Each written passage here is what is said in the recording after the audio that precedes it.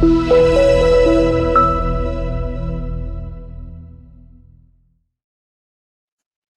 and welcome to the Clean and Ethical Beauty series.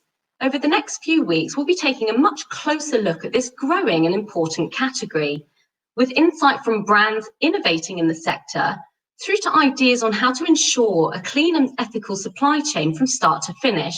We'll hear from experts in the field to bring you everything you need to know about the business of clean and ethical beauty. In this opening episode, we're here to look at why clean and ethical beauty matters.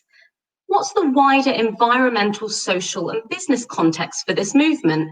And what are some of the key consumer drivers and trends propping up this need to shop for clean and ethical beauty products? I'm delighted to be joined by two guests today to discuss this in more depth. We have Chris Sherwin, the Director of Reboot Innovation, a sustainable design and innovation company working with consumer packaged good brands, many of which also are personal care. Thank you so much for joining me today, Chris. Hello, Casey, and hello, everyone. And we also have Leah Neophytou, a consumer analyst at Global Data, a data and analytics company working with leading consumer packaged goods brands, manufacturers and suppliers, many of which are also in the personal care space. Thank you very much for joining us. Morning, thank you for having us. So firstly, we are going to kick things off with some contextual insight from Chris.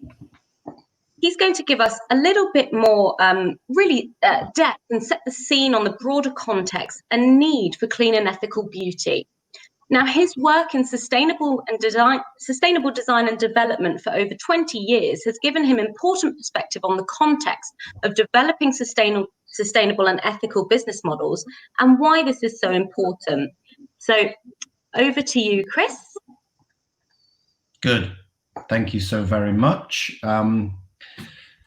I'm very happy to be able to share with you today a short presentation about why clean and ethical beauty matters. You'll see from this first slide that I've also sneaked in another term to the title. So I think I'd like to cover why clean, green and ethical beauty matters. And in truth, this question is, the why question is probably the one most frequently asked in my 20 years of experience working in this space. And I think what we most frequently get asked is, what's the business case for sustainability? And that's what I'd like to talk extensively about today. So normally when I answer that question, I answer it in two ways. I think there is actually a planetary case for doing this, and there is now increasingly a clear business case for doing this. Let me start with the planetary case. So if you take a look at beauty and personal care, we know that the industry really does shift a lot of product. So current estimates suggest that somewhere above 140 billion packaged items of beauty and personal care products are sold pretty much every year. Most of them packaged, an increasing number of them packaged in plastic. And of those plastic packaged goods, we know that probably somewhere around the 50% mark are reported as recyclable. So it can be widely recyclable, easy in the markets that they're sold into. And of course, the reality is that most markets will get nowhere near that 50% in reality, because I think globally plastics is only recycled at 14%. And the total product sold. So yeah, there are some serious waste questions around packaged beauty and personal care goods. If I move on to climate change, we also, estimates suggest that the cosmetics industry contributes between 0.5 and 5% of the total greenhouse gas emissions emitted every year. So we don't have fantastic data on this, but it does suggest that cosmetics and beauty as an industry is quite material in terms of total greenhouse gas emissions. To put that into some sort of context, I think airline emissions are about 3%. So, so cosmetics, yeah, it's either 1/6 or actually double the amount of greenhouse gas emissions, which is, of course, quite significant.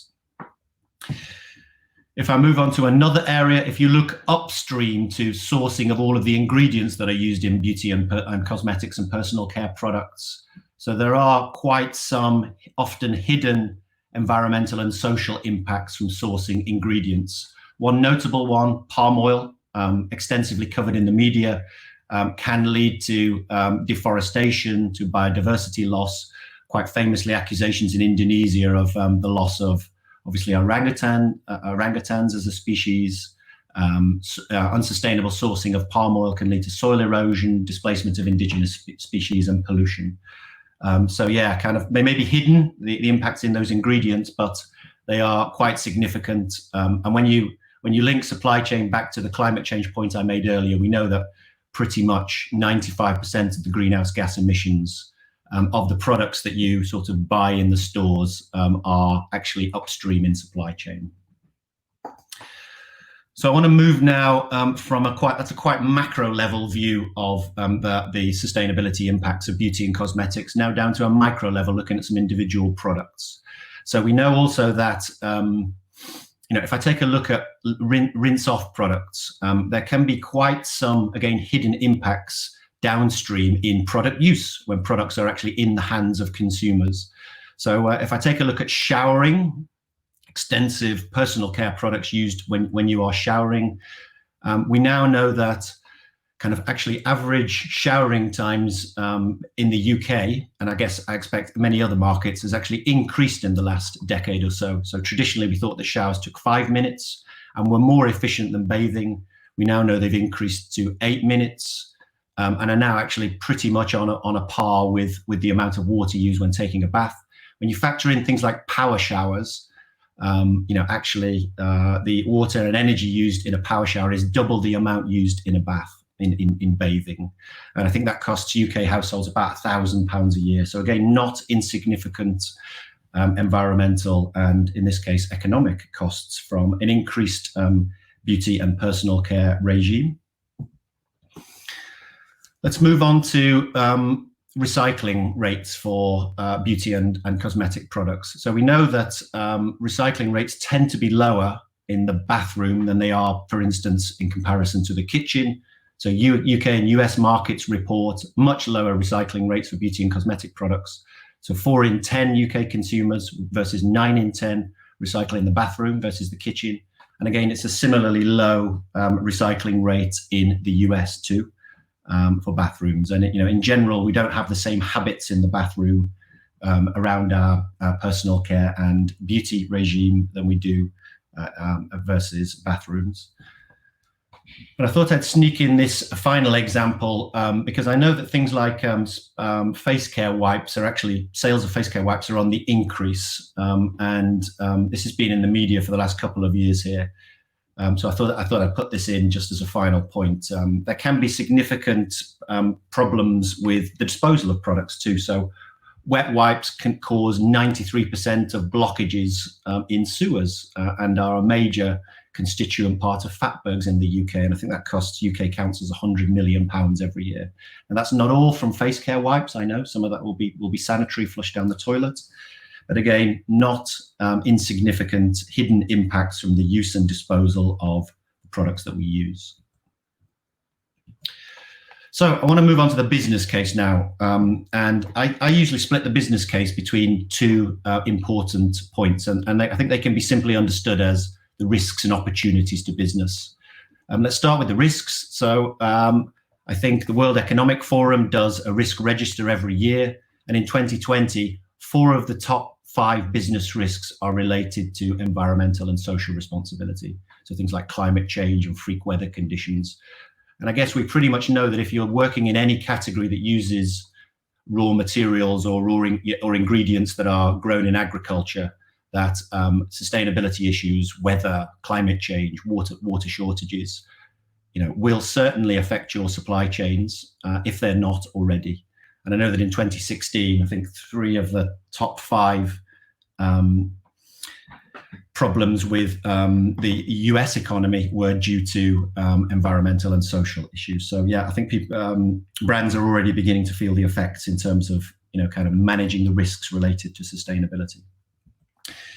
But I guess this is the good news story around sustainability, and the one that certainly most of my clients enjoy best. It's the fact that, why does sustainability matter to the beauty and cosmetics sector? It's actually because you can, grow. There are increasing business opportunities around this.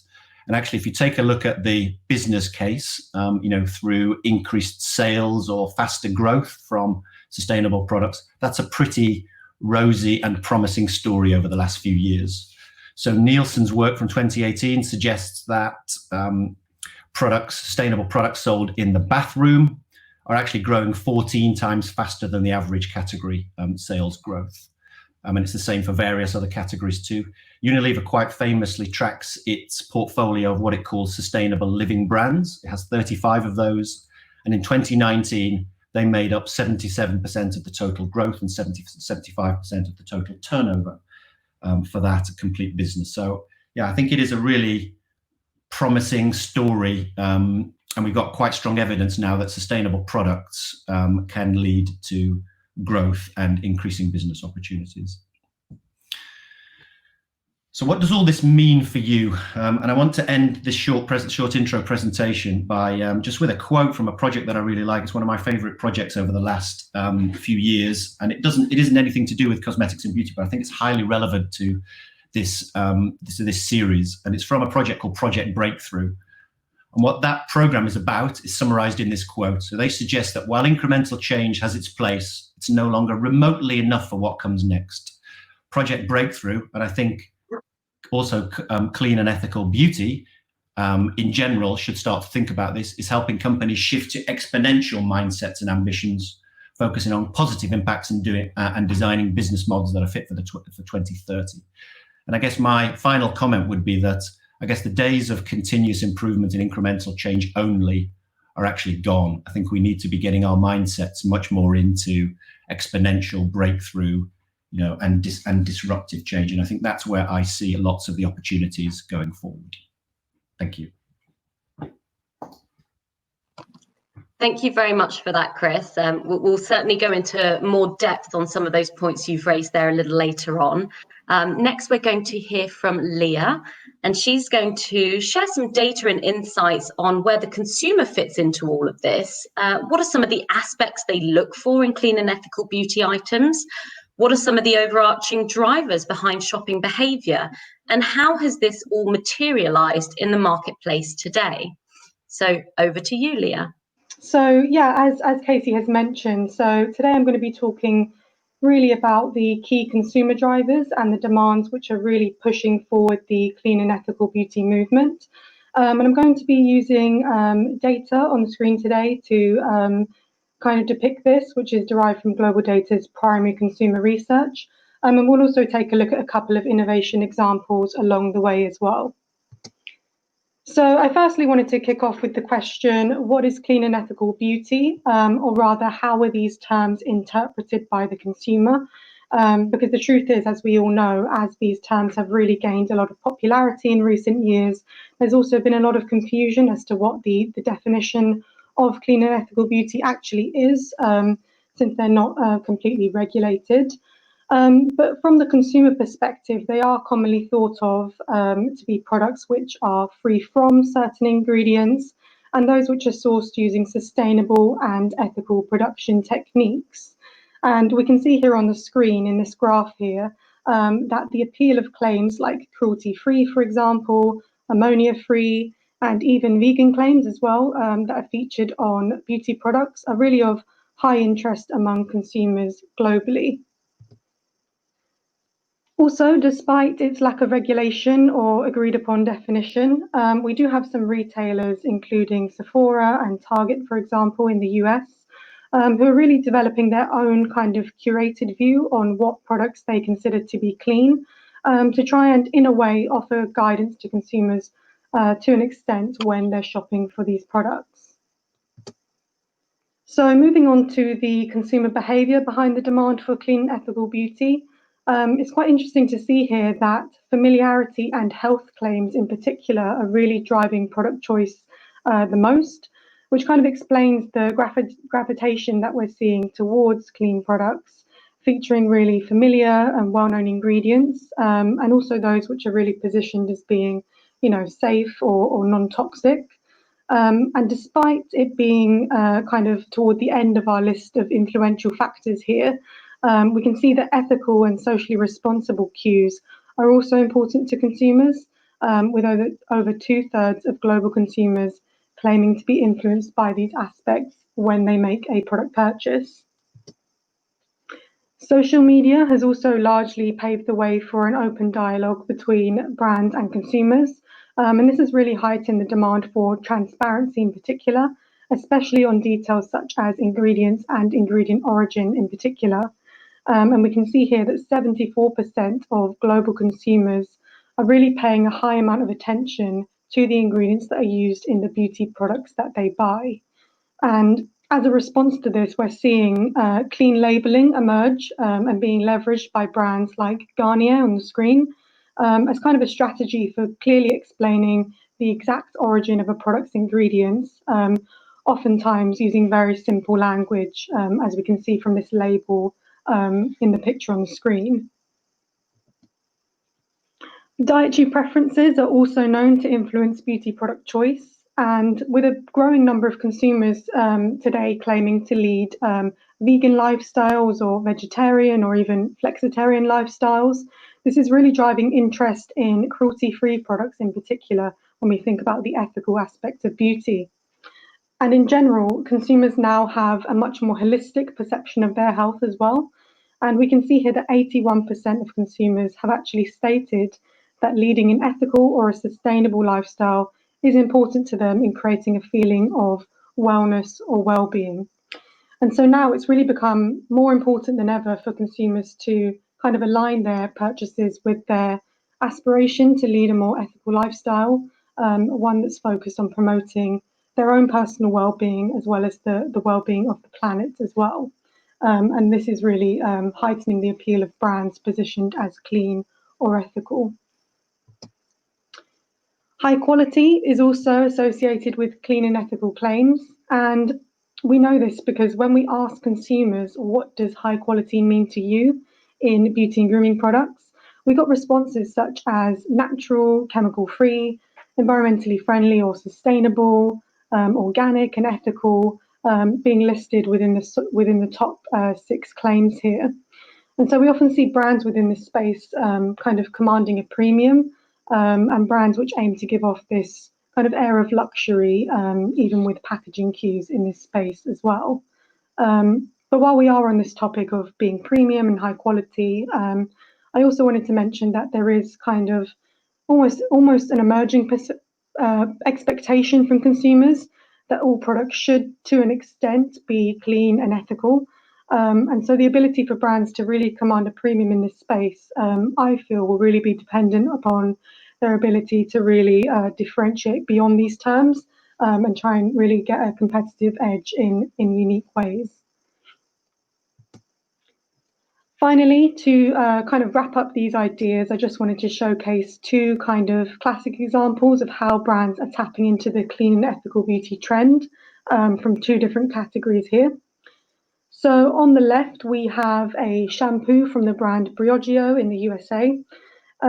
It's infused with natural ingredients like matcha and apple, and it's contained, as you can see, within this kind of transparent green juice inspired bottle, alongside this list of quite an extensive list of ingredients that the product does not contain, like silicones and parabens, which is listed on the brand's website. And to the right, we also have a face serum from the brand Upcircle in the UK, which is made using coffee oil, which is actually repurposed from, it's repurposed from used coffee grounds, but it's actually sourced from local London coffee shops. And in this way, the brand really claims to be highly sustainable, organic, vegan, and also cruelty-free. So these are 2 very different examples of clean and ethical beauty products, which kind of demonstrate more than anything that there are very broad ways in which the trend is being interpreted, both by consumers and by brands. And it's really showing in the way that this is manifesting in innovation across the globe. And that's all of my slides there. Thanks very much for that, Leah. That's brilliant. You've raised some really valid points there. And I'd like to really start a conversation and ask some questions on what you both raised in your presentations. We have seen this clean and ethical beauty trend evolve quite significantly in recent years. And we're here today to talk about why it matters. And I'm wondering if you can bring us up to speed on that why, and perhaps give some insight on how that why is maybe a bit different to what it was, say, 5-10 years ago. Chris, did you maybe have some ideas on that, how it's evolved? Yeah, I think if I look at the two areas of the why question that I covered in my presentation, I think for sure in the last 5 years they've changed almost beyond recognition. So I think I'll do this backwards. I think, you know, the business case. So historically, 2 decades ago, the business case for, you know, clean, green, and ethical was a reputational and risk one. So it was about sort of, you know, brands and business, I guess, keeping themselves out of jail and, you know, managing reputational risks. I think it evolved then into a cost and efficiency case where, you know, economy equals ecology, and green could save you money, you know, saving waste and being efficient. But I think in the last 5 years or so, what we've seen is a really strong growth case come through, and I think that's quite a new one. And of course, it's really alluring to brands. It's a fantastic case to have, particularly in categories which are quite marketing and consumer driven. And I see that as a really big and very positive change now, that actually brands can grow as a result of this. If I look at the sustainability case, that for sure has also evolved in the last few years. But I think what we're seeing now is just an increased sense of urgency.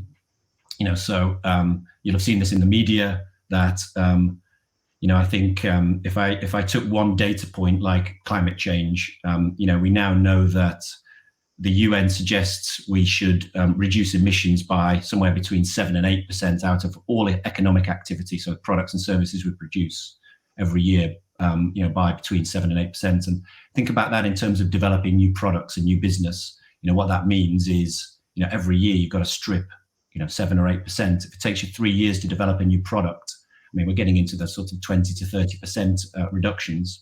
If it's in the market for 5 years, I mean, this is factors, you know, factors of improvement, you know, factor 2, factor 3, factor 4 of improvement of new products put on the market. And that's why I think this is you know, it's quite urgent. It's a little bit scary, but I made that point at the end that this does require quite disruptive and radical approaches to this. You know, we can't just continuously improve our way out of this. This is about new products and not just incrementally improving existing ones. Leah, have we seen that manifest itself from the consumer side of things? Is there this increased sense of urgency for clean and ethical? Definitely. And I think from the consumer perspective, as I kind of went over in my presentation, in terms of why it matters and, you know, why this is more important now, consumers do have this kind of more holistic sense of their health and their well-being. And they do consider factors like sustainability and, you know, how ethical a product is really as contributing towards their feeling of personal wellness. So I think clean and ethical, the whole beauty movement, matters now to them more than ever, because, you know, feeling healthy is no longer about simply the foods that they eat or the beverages that they drink. They're really concerned with the products that they're putting on their skin as well, and the broader environmental implications of these. And I think it's this evolving perception of their health that's really, you know, highlighting the urgency that they also, you know, purchase products that align with their sense of well-being as well. Now, we're talking about clean and ethical beauty, and the big question, I suppose, that all of us in industry do ask is what is the definition of clean and ethical? Now, I think we're all fairly in agreement that that's quite undecided at this point, but I'd like to get your idea on whether you have a sense of how we might best define clean and ethical beauty, and do we need a definition moving forward? Chris, any thoughts there on maybe the magic answer on defining this space? Well, I'm not sure I have the answer on the tip of my tongue. I think I always feel like it's easier to explain what it isn't rather than what it is. You know, so what isn't it? It's definitely not polluting. It's not harmful to, human health. More widely, it's probably clean and ethical beauty is not harmful to ecosystems, doesn't exploit communities or people in the supply chain. Yeah, so I think it's easier to explain it as probably through the free from mentality from the actually what it is. I do think it's important. I think it'd be very important to get clear on this. I think it's going to be quite hard, and it's quite hard just because clean and ethical covers so many different topics in the green and ethical space. From ingredients and chemistry, through supply chain, greenhouse gas emissions, water use. Each one of those in their own right are quite difficult to clearly pin down. So putting them all together into a definition will be quite difficult. Not impossible, but just quite difficult. You can find that starting to happen for other product categories. But I think NGOs will play quite an important role in that. If the industry calls for this, I can see a space for an independent voice convening this, or trying to help set the standards and the guidelines for this. Leah, have consumers started to develop their own idea on what clean and ethical beauty is, and are they looking to industry to help define that for them? Yeah, I'd agree with what Chris has mentioned there. Consumers do kind of see clean and ethical beauty products, as the free from products, free from sulfates, free from parabens, as we saw from the data in my presentation. And I'd agree there that if we do move towards a clearer definition, perhaps it would be good to have these terms regulated by an independent body. And I kind of say this because we've ran consumer surveys in the past where we've asked consumers about on-pack certification logos, either provided by governments or by other independent bodies. And consumers do widely agree that they trust these claims. And also I showed in my presentation as well that 20% of consumers associate a third-party certification with a sense of high quality. And so I think that could really be an added benefit of having a clearer definition in the future, is that it could also elevate perceptions of quality in the future. Yeah, and as you've both mentioned there, I think the important thing to raise is that there are so many aspects to clean and ethical here. Now, if we consider beauty products themselves, from A to Z of developing those products, there are huge number of sort of touch points on what can constitute clean and ethical. Leah, with the work you're doing, are there parts of a product that are perhaps more important when we're looking at clean and ethical, formulation, packaging, sourcing, things like that? Yeah, I think from the consumer perspective, they're all highly important. I think perhaps formulation would be at the forefront of consumers' minds, since they are primarily concerned about ingredients and what they're putting on their skin. And this is something which can't be compromised in the same way that perhaps packaging could be for the consumer. So I think it builds the case for formulation and ingredients to really take priority if we were to kind of rank these factors. But I think consumers these days are also quite lucky in that the movement has evolved so much that we can find a single product on the market that has considered whether its packaging is ethical or biodegradable, whether its formulation is clean, all the way through to the supply chain. We've seen across the FMCG space even some brands claiming that they use renewable energy as a kind of USP. So I think consumers are quite lucky these days in that they don't have to kind of pick and choose by brand. I think in the future we'll see this kind of more of a holistic consideration, if you like, of what clean and ethical beauty means from the brand as well. And Chris, this is really what you work on with companies, this whole designing sustainably from start to finish. Yeah. Talk me through how that looks very different, or should look very different to, let's call it, a traditional product development. So I think, I think you've raised in this question probably the single most important takeaway on clean and ethical design, which is to think about the different stages of a product's life, from cradle to grave, and ultimately, of course, from cradle to cradle.